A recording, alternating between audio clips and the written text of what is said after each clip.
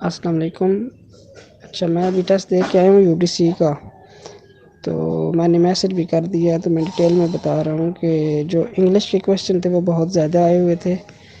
बाकी जो है ना, जनरल नॉलेज, इस्लामियात, पाक स्टडी, उसकी निस्बत इंग्लिश के आपके वाले 70% क्वेश्चन थे, और बाकी जो है ना वो दो दो तीन तीन क्वेश्चन सब पोर्शन से आए हुए थे। ठीक है। और जैसे ही आप 40 नंबर क्वेश्चन सबमिट करते हैं, साथ ही टाइपिंग स्टार्ट हो जाती है। 5 मिनट की टाइपिंग स्पीड होती है, वो पैराग्राफ लिखना होता है आपने। तो काफ़ी टफ था। एक तो फॉन्ट साइज़ उसका बहुत छोटा था, ब्रीक लिखा हुआ था।